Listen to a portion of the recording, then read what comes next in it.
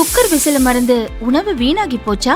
இனி அந்த கவலையே வேண்டாம். வழங்குகிறோம் உலகின் முதல் விசில் கவுண்டர் குக்கர், புதிய அல்ட்ரா குரோனோ. அல்ட்ரா என்றால் ஆரோக்கியம். கடந்த நிதியாண்டில் பொருட்கள் ஏற்றுமதியில் நாட்டிலேயே தமிழகம் அதிக வளர்ச்சியை பதிவு செய்து சாதனை படைத்துள்ளது.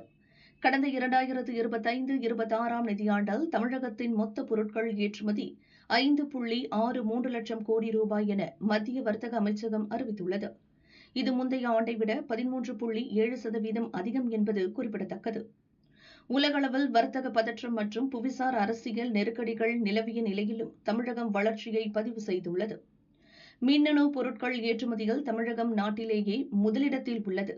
இந்த பிரிவில் ஏற்றுமதி கிட்டத்தட்ட 1.89 லட்சம் கோடி ரூபாயாக உயர்ந்துள்ளது. இது முந்தைய ஆண்டை விட 36% அதிகம். ஆயத்த ஆடைகள் ஏற்றுமதியிலும் நாட்டிலேயே தமிழகம் முதலிடத்தில் உள்ளது.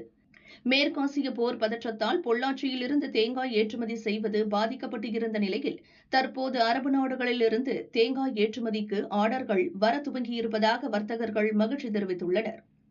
நாட்டின் தேங்காய் ஏற்றுமதியில் பொள்ளாச்சி முக்கிய பங்காற்றுகிறது.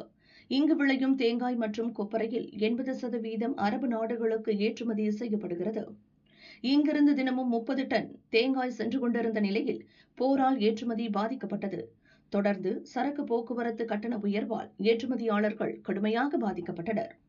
தற்போது சரக்கு போக்குவரத்து கட்டணம் பழைய நிலைக்கு வரவில்லை என்றாலும் ஓரளவிற்கு குறைந்துள்ளது.